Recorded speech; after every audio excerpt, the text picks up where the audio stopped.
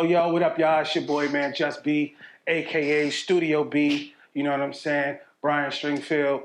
Like I said, on the Studio B, man. And I'm rocking with Grandosiá TV.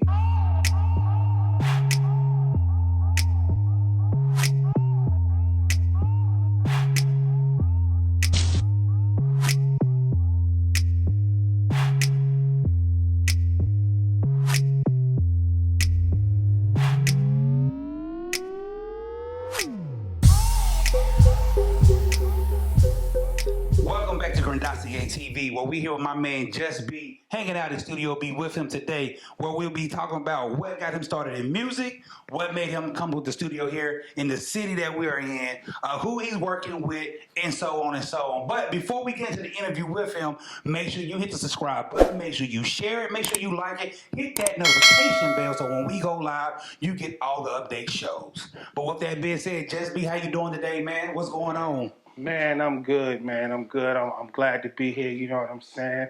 Well, with Grandosiá TV, that's so smooth. So, you know what I mean? So, Studio B, you know what I'm saying? It's definitely glad to be here, man. It's an honor, man. I'm doing good. I'm blessed, man.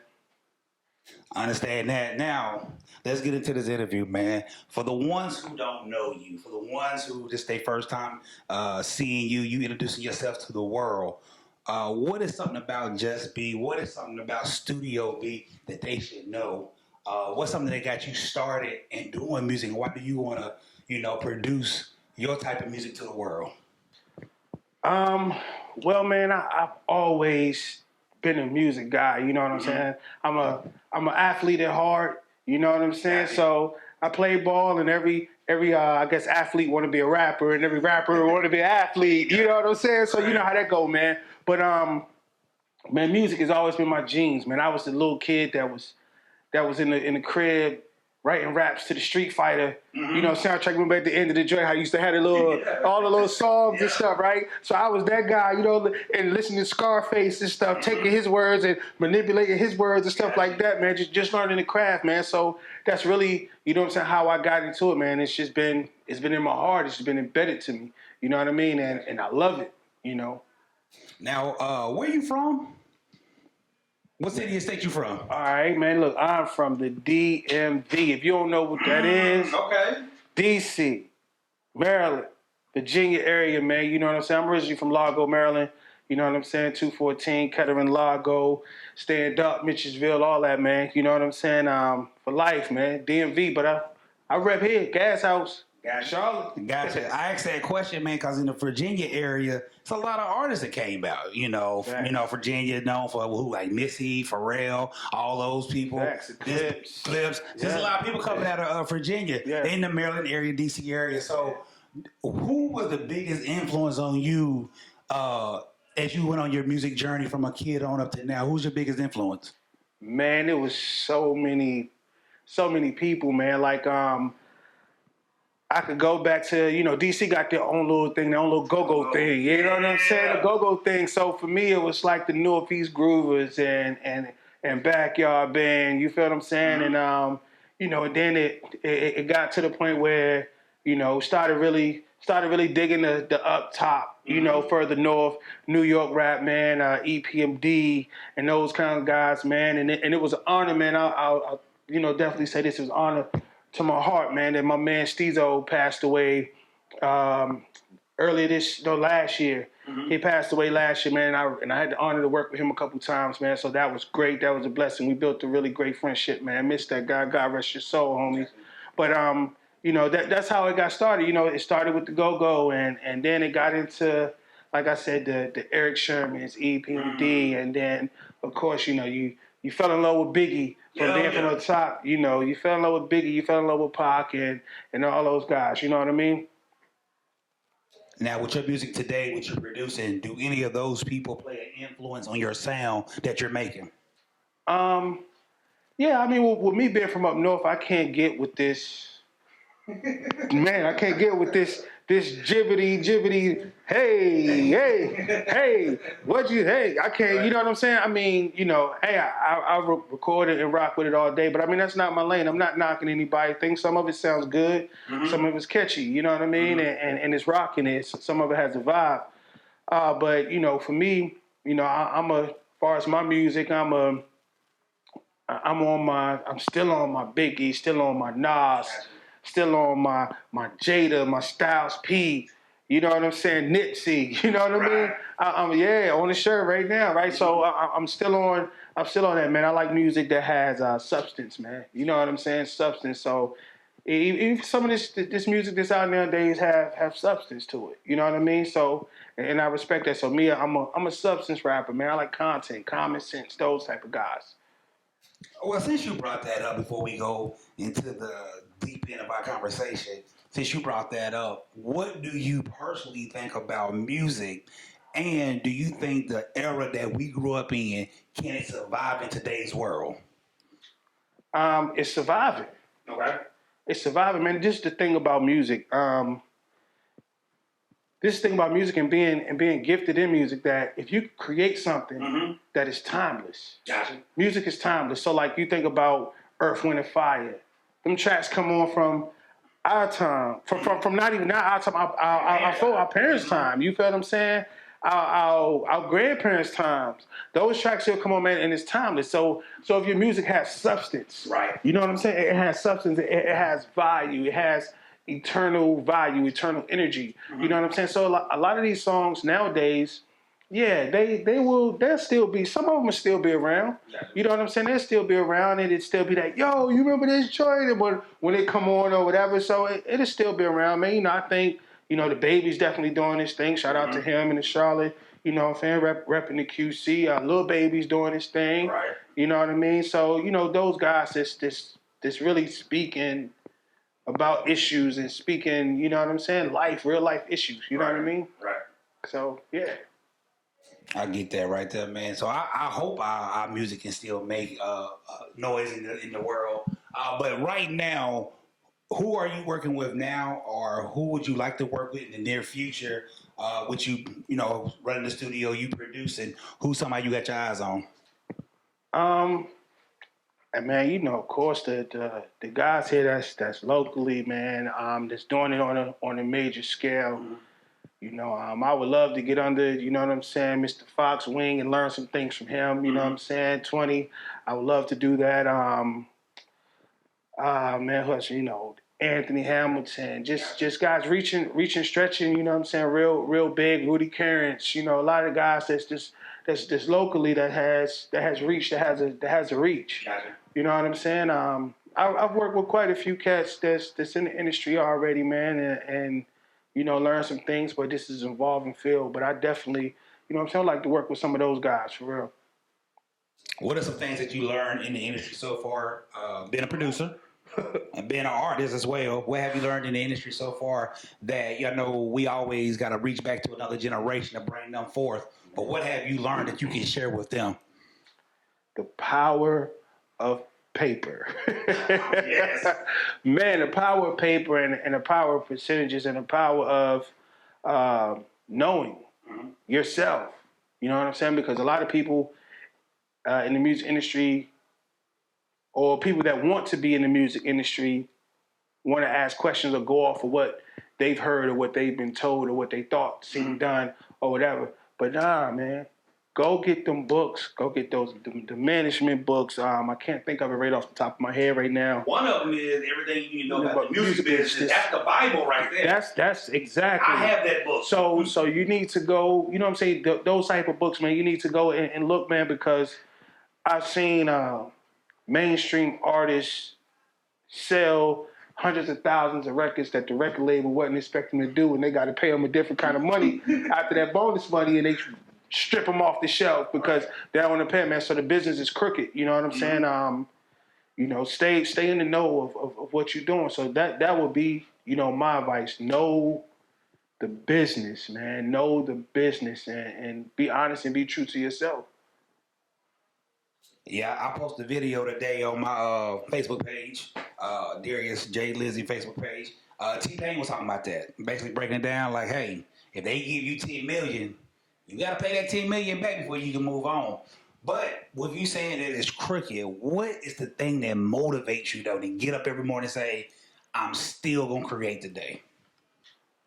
I love making music. You feel what I'm saying? It's That's like first. that's first. That's first, man. You gotta love what you do. You know what I'm saying? I love making music. You know, I love being an artist. I love when my clients come in and they shoot me a text message, be like, "Yo, this joint fire. I love it. You know, I love it. You know." So and that's just that's the glory of it. You know what I'm saying? Like I said, music it's one of the few things in this world that has the potential to be instantly rewarding. It has instant gratification. Yeah. You feel what I'm saying? It's not very many things, you know what I'm saying, in life, period, overall. Yeah. You know what I'm saying? Where you could have instant gratification from something. You know what I mean? Yeah, it takes a minute. You feel what I'm saying? And then it could be continuously gratifying because, you know, a client come and record, it sound good. You send them out, say, man, give me a couple days. Mm-hmm. And I'm gonna send you the final mix, mastered, so on and so forth. When people really serious about their project, you know, and they, man, wow, this is great, man. You know what I mean? And that's instantly gratifying for them because it's something that they did. You know what I'm saying? And for me, it's an honor that, you know what I'm saying, I could satisfy the client that I could, you know, really accomplish what I wanted to accomplish. You know what I'm saying? As an audio engineer or a producer or whatever. You know what I mean? So with that being said as well, what type of producer is Jus-B? Man, I'm just a producer, man. You know what I'm saying? I have country artists that's really dope, like a country trap type of thing, man. These guys are really crazy, really dope, really talented, man, and they write everything themselves. You know, of course, you know, you do the trap thing and you know, hip hop and everything, man. So I don't like I don't like putting boundaries. Gotcha. I don't like putting boundaries on it because, you know, I like to go wherever the vibe is going. Gotcha. You know what I'm saying? So my thing is just make good music. Let's get in here and make good music. You know what I mean? Yeah. So when somebody comes to the studio, first time coming to the studio with Jus-B, what should they expect? What type of vibe, what type of groove are we expecting when we walk in? Man, Studio B is an experience. Mm-hmm. You know what I'm saying? Every time you come in here, you're gonna feel the energy. You're gonna feel the vibe. You know what I'm saying? You're gonna feel the connection. And if you don't know the type of dude, it's like, all right, reset, rewind, get out, go back to the front door. You know what I'm saying? Knock again, and come back. We're gonna do this again. You know what I'm saying? But man, it's all about the vibe. It's all about the experience because, you know, coming to the studio in itself is an experience. You feel what I'm saying? When you was writing your song, you was writing your verse, your lyrics, you know, it was an experience for you. Mm-hmm. You feel what I'm saying? This joint fire, this joint fire. So, and I want to keep that same energy. Gotcha. You know what I mean? So when you come in and you're recording with Studio B, I want you to have that same energy so you feel that same fire, that same energy come across on the track. You know what I'm saying? Because I mean, I believe in my skills as an audio engineer for sure. You know what I mean? I'm trained and went to school for it, so I know what I'm doing. But if you don't put across that energy on the vocals, right. I can't do that part. Right. You know what I'm saying? I can't do that part. I could mix it and make it sound good, but no, and that's the other thing. You know, I believe in pushing the artist. Mm-hmm. You know what I'm saying? Pushing the artist because definitely excellence is key, man. Gotcha. Yeah, that's true. So, is there somebody right now that we should be on the lookout for that you're working with, so we can like, man, that sounds good. Who are we looking for right now? Ooh, man, look, man. I got a couple of cats, man. I'm about to drop some new stuff myself, man. And just that if y'all haven't got the single Unconditional, you can go to my website and we'll put that information in here. So you can go to the website, man, and download. I'm on my Nipsey Hustle, trying to get 50,000 downloads at $2. You feel what I'm saying? So go support that, man. But my man out the east side of Charlotte, yo, my man Missy Montana, my day one. You feel what I'm saying? Just signed something real major, real major. You feel what I'm saying? And I'm solely honored that I was able to be a key part in that, man. But he's so dope, man. He about to drop a single called Lil Mama. Mm-hmm. And man, I tell you, it's about to be something crazy this summer. It's about to be something crazy, man. When this joint hit the airways, it's like DJs, y'all gotta respect it. radio stations, y'all gotta respect it because hear me when I say this, speaking in code, the push that's behind it. You know what I'm saying? The name that's behind it, you gotta love it, you gotta respect it, man. But my man Mizzy Montana, man, you know what I'm saying? Vet Life, Eastside, QC, man. Hey, it's about to be this summer's gonna be hot with that one, boy. Gotcha. Yeah. I got a question for you. I have a question. You in the studio, you doing your thing, you doing music. They say New York got their up north sound, Cali got they sound they bounce to, New Orleans down south got their sound, Atlanta got their own mix.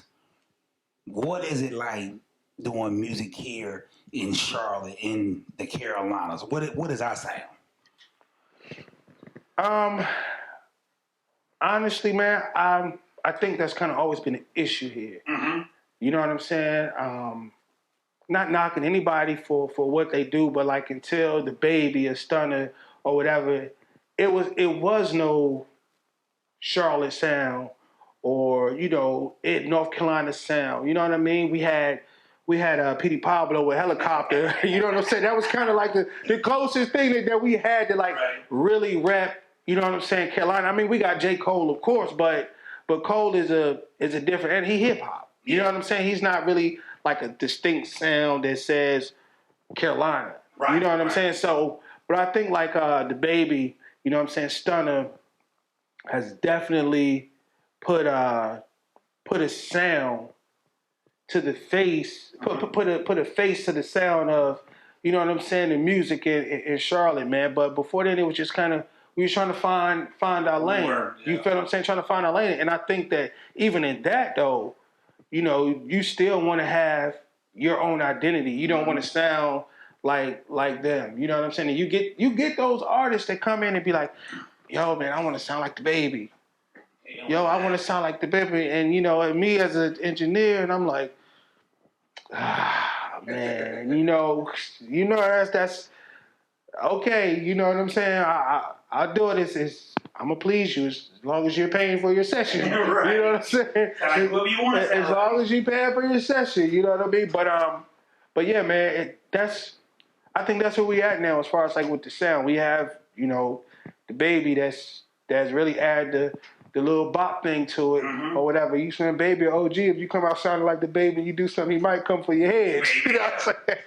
He might come for you. You gotta come up with your own sound, man. People gotta know that. Yeah, absolutely. So if somebody wanna come in and do a set with you, what do they have to do? How do they get in contact with you? What we talking about far as paying? Like how do that work over here in Studio B? Man, it's definitely a few ways to go about it. I mean, you can always inbox me, man. My information, my personal cell phone number, my business number is online. You know what I mean? It's online. I have my website at www.recordingatstudiob.com. So that's recording AT, not the symbol at, but the word at. You know what I'm saying? StudioB.com. You can go there, man, and you know what I'm saying, book a session or get my information and call me. Like I said, hit my inbox, whatever, man. And it goes from there. Set out what kind of project you're trying to do. If you just want to get a couple of hours, or whatever lane you want to go, man. I'm here to assist and help. Is it anything that Jus-B won't do in the studio when it comes to making music? Man, that's a good question. That I won't do? Yeah. Nah, ain't nothing that, you know what I'm saying, I won't do. Yeah. You know what I'm saying, music-wise? Yeah, music-wise. Nah. Ain't nothing that I won't do. You know what I'm saying? It may be, if a person come in and say something like, they want something real crazy, I mean, it may be challenging, but that's going to intrigue me to be like, okay, I'm about to figure this thing out. You know what I'm saying? Gotcha. But as far as something that I won't do, nah, ain't much that I won't. Well, you ain't come in here talking crazy with no satanic Marilyn Manson type of stuff. You know what I'm saying? Okay. I won't do that. Well, since you went there with it, and the topic of conversation been on social media is Lil Nas X, what do you think about that? Man, this is what I think about it, man. Um,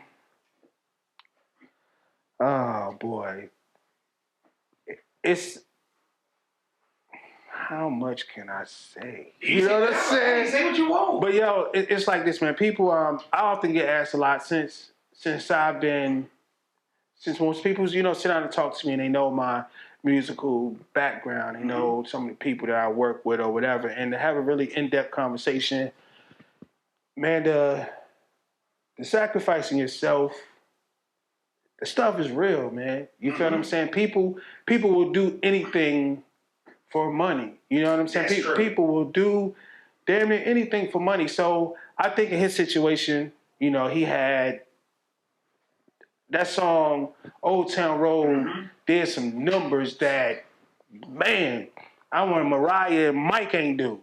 You feel what I'm saying? That song did some numbers, was at the top of the Billboard #1 for like a year board. You know what I'm saying? Super Bowl came out. Super Bowl commercials came out. Yeah. So, I mean, at that point, it's like this, and he was already, you know what I'm saying? Not knocking that's your lifestyle, He was already, you know what I'm saying, LGBT lifestyle, doing this thing with that, living that lifestyle, and so he was more open to accepting things, to accepting certain things and accepting certain situations or whatever. You know what I'm saying? So his mind was open to certain things, and I guess when they approached him about it, to be endorsed by Nike, to have those numbers thrown up, and to understand that the controversy that, not potentially, but the controversy that was going to come, right? You know what's coming behind, you know what I'm saying? Some satanic sneakers, right? You feel what I'm saying? Right. It's crazy, and I mean, just to think of to go a little bit deeper and to think about it from a biblical content or whatever. You're supposed to walk, you know what I'm saying, in the footsteps or whatever, and then you create some shoes, bro, that's like, I got a drop of human blood in them, and it's only going to be, like 60,000 or something like that, made at $1,300. At $1,300. I mean, and I'm pretty sure, I haven't got in depth, but I'm pretty sure it's some demonic significance behind those numbers. Yeah. You know what I'm saying? So, but I mean, hey, man. And with music being a great influence on our kids, that's the thing that kind of threw me with the song. It's a great influence. So if it hit the radio, it's like, listen, imagine what it does to the young people's mind. I mean, that's the crazy part about it. Yeah, man. Music is one of the most powerful things in the world. You know what I'm saying? Music contains, it's a lie that we've been told. A lie we've been told it for years as a child. Sticks and stones may break my bones, but words may never hurt me. That's a damn lie, man. That's a lie, man. Words can break you down. Yes. Words can build you up. Yep. You feel what I'm saying? So life is in the tongue. The power of life and death is in the tongue. That's a fact, man. So it just baffles me, man. It just really baffles me. You know what I'm saying? So he's living his best life. Yes. In his terms. You know what I'm saying? He's living his best life, whatever that is to him. Can't knock him. More power to him. You know what I'm saying? If he wanted to come to Studio B and do a track, he gonna pay a whole different price. You know what I'm saying? Well, that right there. He gonna pay a whole different price. You know what I'm saying? So, but yeah, man, he just more power to him, man. You know, God bless him. Right. Well, back to you, man. I was searching Facebook. I was looking at Facebook, looking at some stuff about you. I see that you starting a school with the studio. Tell me more about that. What's going on with that? Man, I think it's something that's needed. A lot of our kids, our youth, of all ethnic backgrounds or whatever, you know what I mean, love music. You know what I mean? Love music. It's kids on TikTok dancing, and so and the thing is, like, how do you tap into that? Because I think as people and more and more precise as a culture, is that we don't invest in our children's gift. True. You know what I'm saying? We don't invest in the things that they love outside of sports.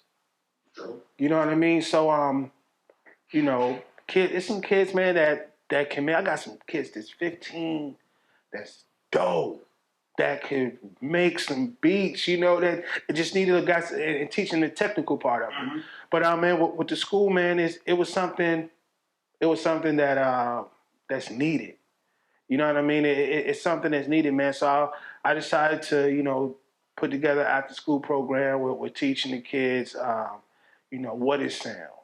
Just those basic things, and their parents are sitting here, and I ask their parents the same thing, you know what I mean, and their parents don't know, and I'll say, this is a safe environment, you know what I'm saying? The words stupid don't exist here. Right. You know what I mean? You're here because you want to learn, you don't know. Right.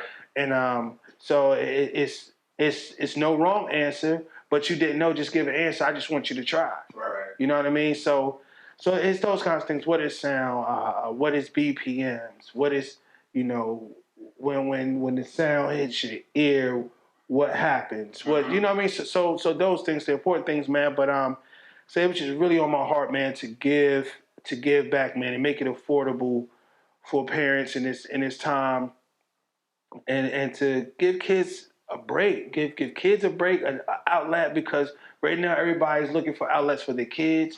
Parents are looking for outlets for themselves, and this COVID thing, this quarantine thing has definitely taken a toll, man. So, and that, man, it's just opening doors and giving back, man. I believe that, and that's my way of giving back, pouring back into the community.